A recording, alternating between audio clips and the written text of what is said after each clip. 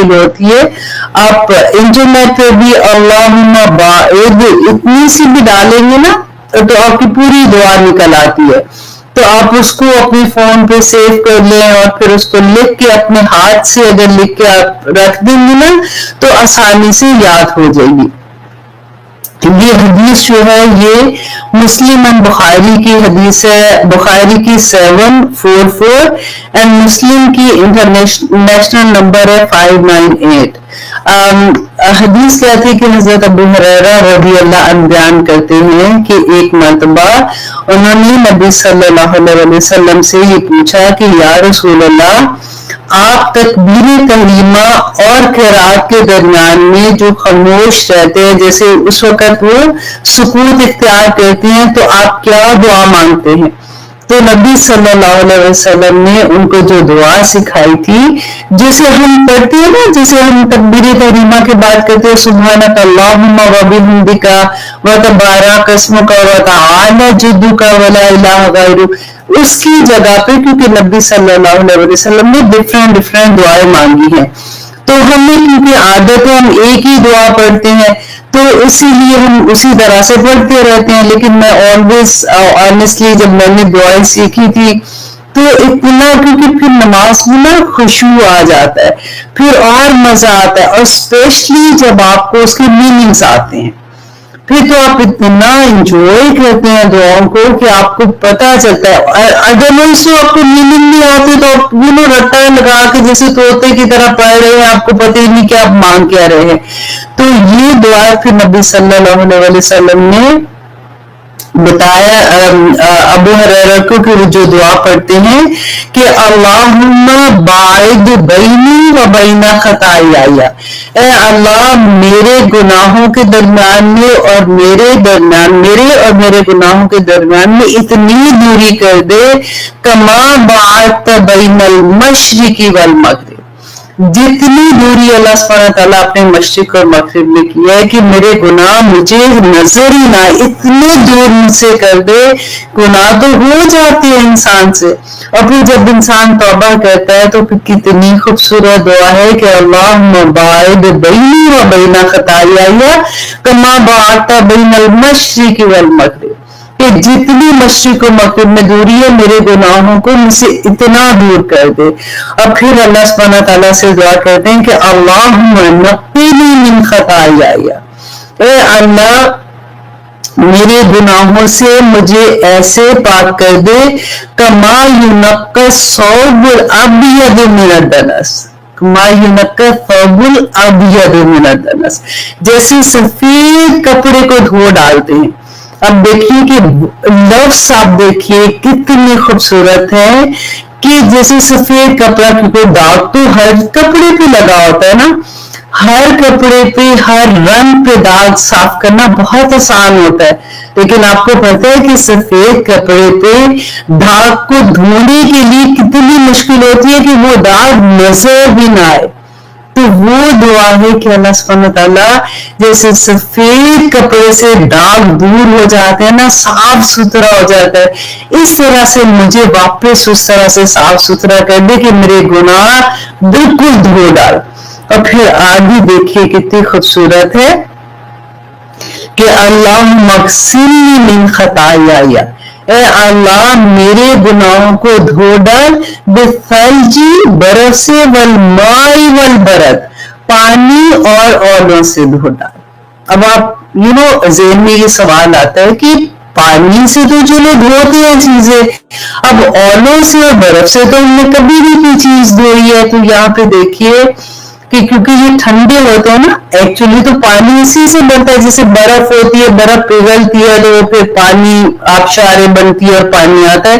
لیکن یہاں پہ آپ دیکھیے کہ ٹھنڈک ہے کہ اللہ سبحانہ تعالیٰ اپنی رحمت کی ٹھنڈک کے ساتھ میرے گناہوں کو دھو ڈال، میرے گناہوں کو مجھ سے دور کر دے. اتنی پیاری دعا ہے. یہ آپ تکبیر تحریمہ کے بعد آپ یہ دعا مانگ سکتے ہیں اور پھر انشاءاللہ جیسے ہم الحمد پڑھتے ہیں اور اپنی نماز شروع کرتے ہیں اسی طرح سے باقی بھی دعائیں جو بھی ہیں، جو سجود کی دعائیں ہیں، رکوع میں تو خیر میں نے ابھی آپ کو یہ تکبیر تحریمہ کے بعد بتائی ہے، جیسے جو دعائیں ڈفرینٹ ہے وہ بھی انشاءاللہ میں آپ کے ساتھ شیئر کرتی رہوں گی تاکہ ہم ساری دعائیں یاد کر لیں اور نبی صلی اللہ علیہ وسلم نے جو دعائیں مانگی ہیں.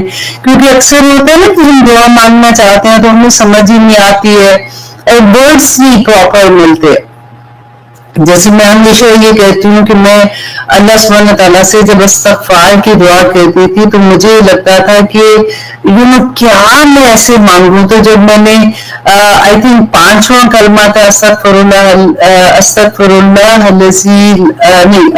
اللہ العظیم. اب آپ کو دیکھ لیجئے گا کیونکہ اکثر یہ ہوتا ہے کہ جب بولنے کا ٹائم ہوتا ہے نا تو دماغ سے بالکل اعوذ باللہ من الشیطان الرجیم شیطان بلا دیتا ہے. تو چوتھا کلمے میں جب ہم کہتے ہیں کہ یا رب العالمین میرے گناہ کو مجھے میں استغفار کرتی ہوں ہر ظاہری گناہ سے جو چھپے ہوئے ہیں جو باطن میں ہے سارے گناہ.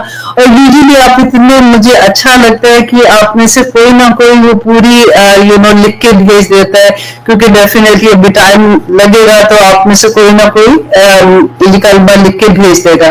اور چھٹا کلمہ تو آنیسٹلی اتنا خوبصورت ہے آپ آج اس کا ترجمہ دیکھیے گا. ایسے لگتا ہے کہ جتنی گناہ ہم سوچ سکتے ہیں نا ان گناہوں کی معافی ہے اس کے اندر. اتنا پیارا ہے وہ کہ آپ اگر کیونکہ مجھے یاد ہے اسکول میں تو نہیں یاد ہوتا تھا سب سے زیادہ مار اس میں پڑتی ہے. مار تو نہیں پڑتی تھی مطلب ڈانٹ اس میں پڑتی تھی کہ چھٹا کلمہ 5واں اور چھٹا کلمہ تو یاد ہی نہیں ہوتا تھا. باقی تو پھر ہم نے آسانی سے کر لیے لیکن جب شعور آتا ہے بندے کو وہ تب اس کو سمجھ آتی ہے ان کی میننگ کی. تو پھر میں نے جب اس کو یاد کیا تھا مجھے یاد ہے بہت پہلے کی بات ہے رمضان تھا اور میں نے اس کا میننگ پڑھا جب تو میں نے کہا اللہ اکبر یہی تو میں اللہ سبحانہ تعالیٰ سے مانگنا چاہتی ہوں. اور میں نے سوچا کہ میں نے آج رات سونا نہیں ہے جب تک میں نے اس کو یاد نہیں کر لیا. میں پوری رات جاگتی رہی تھی اور میں نے یاد کر لیا تھا. تو اس لیے میں آپ کو بتا دوں کہ آپ بھی اسی طرح سے اس کو یاد کر لیجئے گا. بہت پیارے ان کے میننگس آپ دیکھ لیجئے گا. تو اب اس کے بعد ایک اور حدیث بہت خوبصورت ہے. ایسی کلمات ہیں کہ نبی صلی اللہ علیہ وسلم نے کہا کہ مجھے حیرت ہوئی کہ آسمان کے سارے دروازے کھل گئے. تو ایک یہ مسلم کی حدیث ہے 601 انٹرنیشنل نمبر ہے اس کا کہ حضرت ابن عمر رضی اللہ عنہ حضرت عمر کے جو بیٹے ہیں نا عبداللہ بن عمر جو ہے وہ روایت کرتے ہیں کہ ایک مرتبہ میں نبی صلی اللہ علیہ وسلم کے ساتھ نماز پڑھا تھا تو ایک شخص داخل ہوتا ہے اور اس نے یہ کلمات کہے. تو نبی صلی اللہ علیہ وسلم نے جب نماز کے بعد اسے پوچھا کہ کیونکہ وہ پیچھے تھا ڈیفینیٹلی نبی صلی اللہ علیہ وسلم نماز پڑھ رہے تھے تو نبی صلی اللہ علیہ وسلم نے پوچھا کہ کون شخص ہے جس نے یہ کلمات کہے. تو ایک شخص بیچ میں سے بولا نام نہیں پتا کہ کوئی صحابی تو ہوں گے لیکن اس میں نام نہیں ہے. کہ انہوں نے کہا کہ میں نے یہ پڑھے تھے اور کلمات پتہ کیا تھے اتنی آسان کہ اللہ اکبر و کبیرہ والحمد للہ کثیرہ سبحان اللہ بکرۃ و اصیلا. یہ کلمات پڑھے تھے انہوں نے.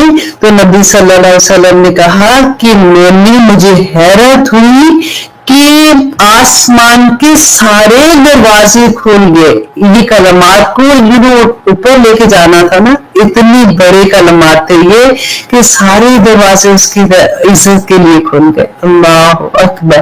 اور حضرت عبداللہ بن عمر کہتے ہیں کہ جب سے میں نے نبی صلی اللہ علیہ وسلم سے یہ بات سنی تھی اس کے بعد میں نے اپنی پوری زندگی کوئی ایک دن ایسا نہیں تھا کہ میں نے یہ کلمات نہیں پڑھے. تو اتنی آسان سے ہم تو پڑھتے ہیں صرف تھوڑا سا ایک لفظ آگے آتا ہے تو آپ پڑھ لیا کیجیے کیونکہ ڈفرینٹ حدیث میں اس کا تھوڑا ڈفرینٹ بھی ہے. ایک میں یہ بھی ہے کہ 3 دفعہ کلمات کہتے اور تھوڑا سا ڈفرینٹ آخر میں اعوذ باللہ من الشیطان الرجیم کے ساتھ آتا ہے. لیکن اس حدیث میں جو اس کا نمبر میں نے آپ کو بتایا اس میں ایک ہی دفعہ پڑھنے کا تھا. बहुत खूबसूरत हदीस है, बहुत खूबसूरत दुआएं होती हैं। इनको छोटी छोटी दुआओं को आप साथ साथ याद कर लिया कीजिए। अब आते हैं हम अपने तफसीर की तरफ। सूरत अल-अनाम आयत नंबर हम आज करेंगे इंशाअल्लाह 46। इससे पहले हम आयत कर रहे थे कि 45 का हमने कहा, यहाँ तक पढ़ा था कि फपूतिया दाबरुल कौमी, तो अल्लाह सुब्हानहू तआला ने कहा कि उनकी कौम की जड़ काट दी थी। और हम पढ़ क्या रहे थे, मैं थोड़ा सा वापस उसको रिकैप करती हूँ क्योंकि उसी को आगे हमने पढ़ना है। कि हमने ये देखा था कि हमारी जिंदगी में जब कोई मुश्किल आती है, परेशानी आती है, बीमारी आती है, नुकसान जिंदगी में आ जाता है, या इससे जो भी चीजें आती हैं, तो उसकी क्या वजह है। यूजुअली आप ये देखें कि जब ऐसी सिचुएशन आती है तो आप किसी से भी बात करें या अपने आप से भी बात करें तो हमें ये लगता है कि सब पे मुश्किल वक्त आता है तो हम पे भी आ जाता है बस सब दिल। तो उससे पता क्या चीज होती है कि हमारी करेक्शन नहीं हो पाती, हम वो मैसेज नहीं समझ सकते। ये जो बीमारी, तकलीफ, परेशानी, कोई भी चीज है ना, ये पूरा मैसेज होता है। इट्स नॉट लाइक कोई बीमारी आ गई, चलो जी ठीक है अब दुआएं करेंगे खत्म हो जाएगी, खत्म नहीं। एक मैसेज है जिसको हमें समझना होगा। अल्लाह सुब्हानहू तआला ने पिछली जो हमने आयात की थी उसमें यही मैसेज बड़ी स्ट्रांगली हमें समझाया कि किस तरह से हमारी जिंदगियों में नंबर 1 देखें। हम उसी तरह से ये 6 लेवल पे आप इसको समझेंगे तो आसानी हो जाएगी कि जब हमारी जिंदगी में कोई मुश्किल आती है तो कैसे नंबर 1 ये कि अल्लाह सुब्हानहू तआला की तरफ से फिर इम्तिहान है तो हमें ये कैसे पता चले, और इम्तिहान है तो फिर उसके बाद क्या होगा। तो अल्लाह सुब्हानहू तआला ने सूरह बकरा में इसके बारे में बता दिया कि वलनब्लुवन्नकुम बिशैइन मिनल खौफ वल जुई व नक्सिन मिनल अम्वाल वल अनफुस व बशिर साबिरीन, वो जो मैंने आयत आपको लास्ट टाइम भी बताई थी कि मैं जरूर तुम्हें आजमाऊंगा। लेकिन मैंने यही बताया था ना कि सबसे खूबसूरत बात ये थी कि बिशई का लफ्ज है कि कुछ सेहत लेके, कुछ माल लेके, कुछ बीमारी देके, कुछ परेशानी देके, कोई भी औलाद की तरह से छोटी, लेकिन बेशई सारी नहीं, सारी लेके नहीं आजमाऊंगा, बेशई का लफ्ज था, ठीक है। और उस वक्त अल्लाह सुब्हानहू तआला क्यों परेशानी दे रहे हैं कि अल्लाह सुब्हानहू तआला कहते हैं कि वह बशिर साबिरीन, कि खुशखबरियां दे दो उनको जिन्होंने इन पे सब्र किया। अल्लाह सुब्हानहू तआला ये देखना चाहते हैं उस वक्त कि मेरा बंदा जब इसके ऊपर कोई मुश्किल आती है, परेशानी आती है, तो ये क्या अल्लाह की से रुजू करता है या फिर इधर उधर चला जाता है, या फिर पीरों फकीरों के पास, या फिर ऐसी जगहों पे जाके कि वो मेरी मुश्किल हल कर देंगे, वो मेरी मुश्किल हल कर देंगे, फिर वो गलत तरह से उस तरफ जाते हैं। ये अल्लाह सुब्हानहू तआला का एक टेस्ट होता है बंदे के लिए। और दूसरा, अब देखिए आजमाइश पता है कैसी होती है कि जो मोमिन बंदे होते हैं ना, यूजुअली क्या होता है कि ईमान जो होता है किसी भी इंसान का वो कभी कम होता है कभी ज्यादा होता है।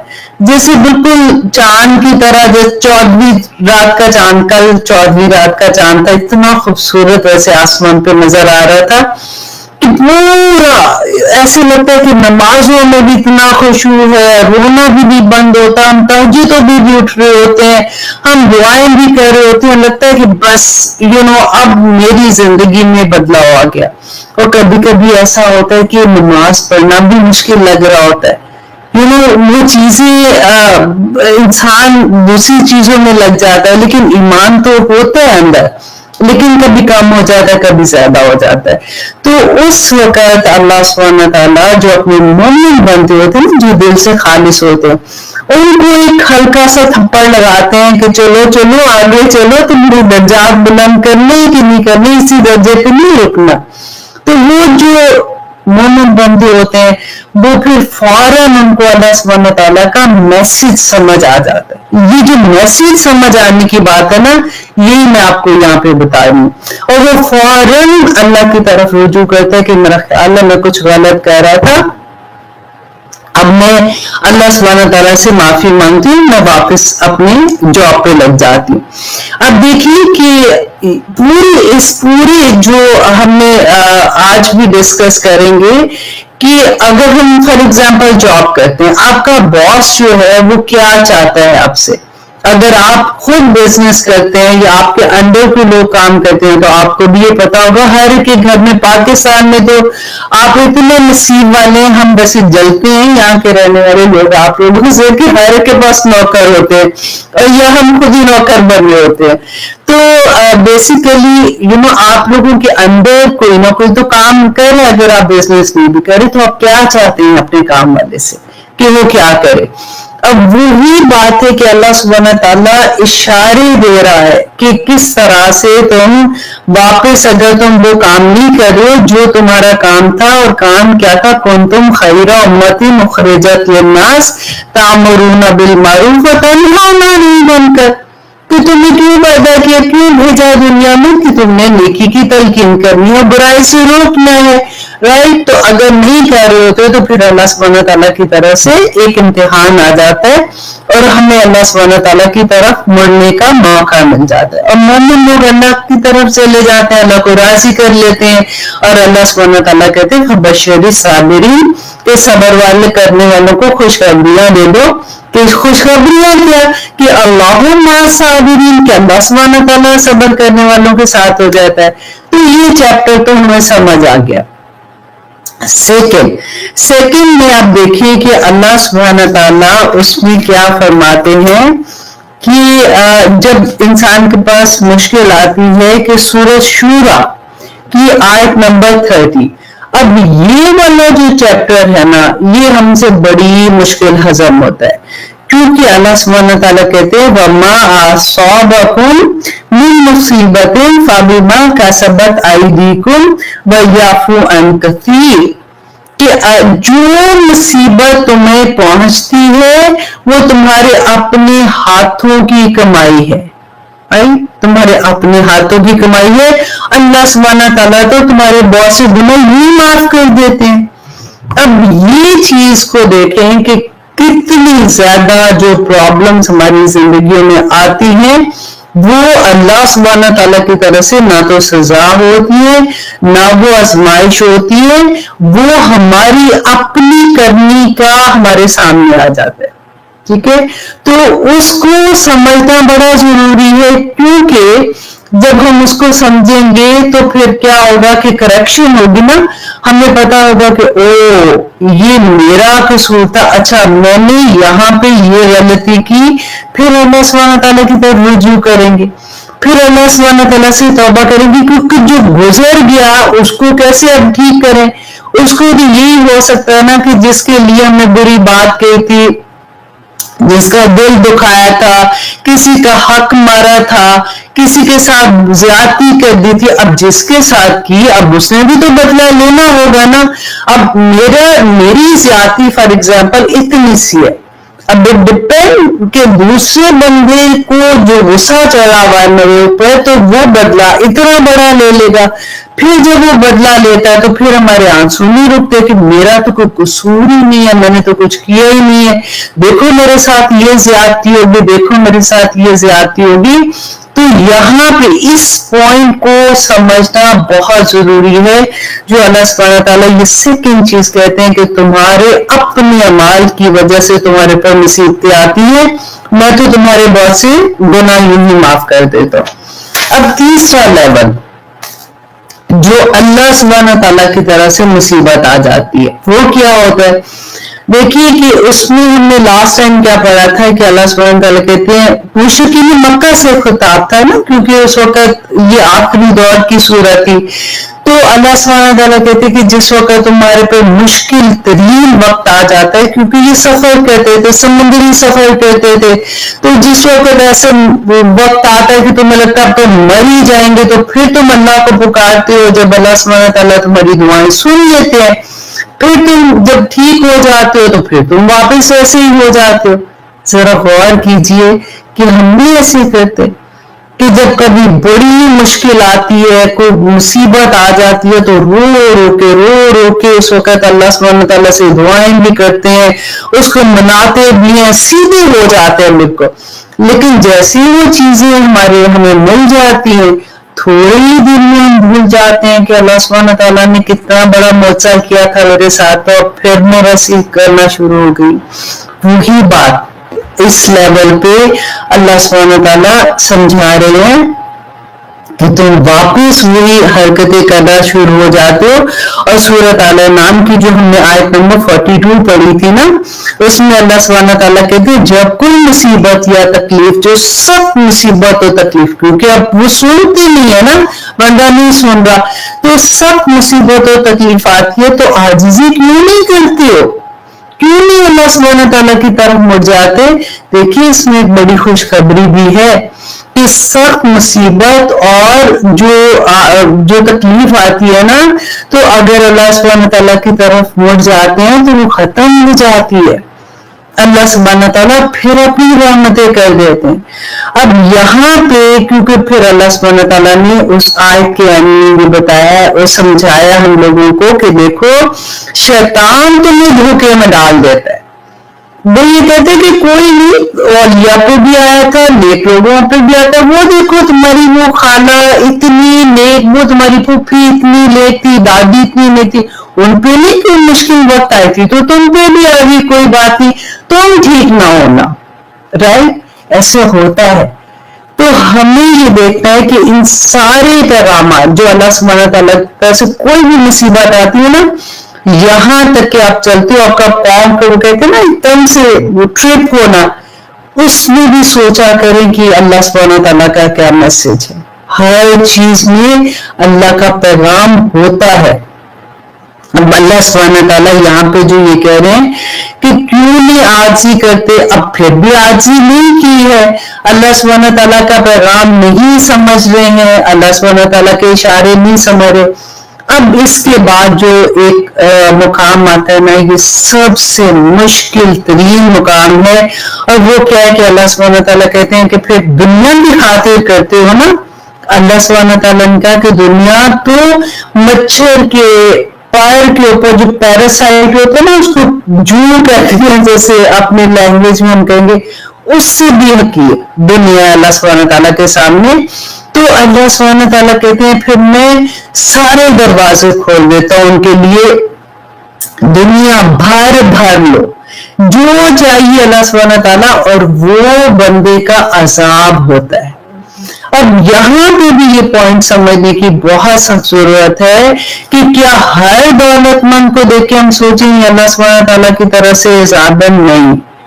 اس کے بارے میں بھی عقبہ بن عامر کی حدیث میں نے آپ کو لاسٹ ٹائم سنائی تھی کہ انہوں نے کہا تھا کہ رسول اللہ صلی اللہ علیہ وسلم نے فرمایا تھا کہ اگر تم کسی کو دیکھتے ہو کہ بے شمار اللہ کی رحمتیں, ہر چیز, گھر بھی ہے, کاروبار بھی ہے, اولاد بھی ہے, خوشیاں بھی ہے, سب کچھ ہے نا, اور وہ اللہ کی نافرمانی کر رہے ہیں, آپ کو نظر آ رہا ہے کہ اللہ کے نافرمان ہے, یہ تو دیکھو ان کا تو کاروبار بھی فار ایگزامپل سودی ہے, یہ تو شرابیں بھی پی رہے ہیں, یہ تو ان کے گھروں میں جوئے بھی کھیلے جا رہے ہیں, ان کے گھروں میں تو یہ بھی ہو رہا ہے.